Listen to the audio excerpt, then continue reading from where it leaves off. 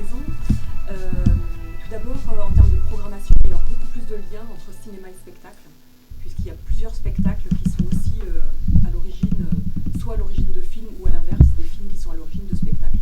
Donc généralement, on diffusera le film en lien avec le spectacle donné.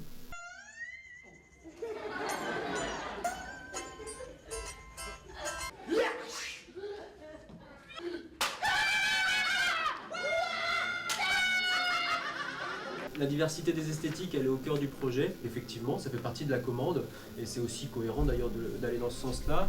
Elle se fait aussi par des hors-plateaux, des rencontres avec les artistes, mais aussi des médiums qu'on met en place, des conférences, des films associés au spectacle, pour que les gens puissent approfondir leur expérience de spectateur, et ça aussi, ça fait partie de la construction du public. L'accessibilité, c'est aussi de sortir de nos murs pour aller au-devant du public. Alors ça, on l'expérimentait, enfin, c'était déjà expérimenté depuis les 2 premières saisons.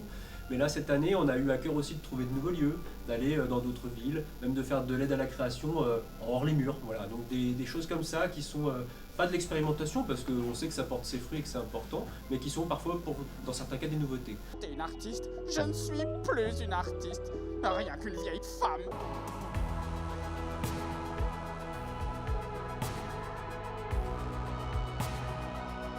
On a également des petites nouveautés qui sont plus en termes d'accueil et de billetterie. Notamment, on a fait l'acquisition de casques et de protection auditive pour les personnes qui le souhaitent, notamment pour les concerts où le son est un peu fort. On a créé une nouvelle formule, j'invite mes parents, notamment quand les enfants sont déjà venus au spectacle scolaire. Ils peuvent inviter leurs parents à la représentation tout public et leurs parents ne paiera pas l'entrée.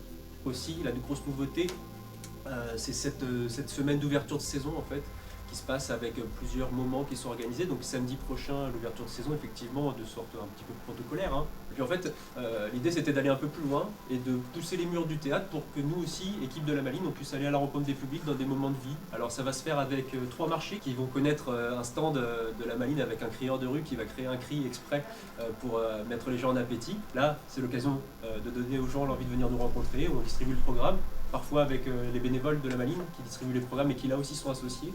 Et puis, pour la partie plus jeune public, Ophélie qui prendra une autre partie de l'équipe à la sortie de certaines écoles, parce qu'on sait qu'il y a une curiosité aussi des familles.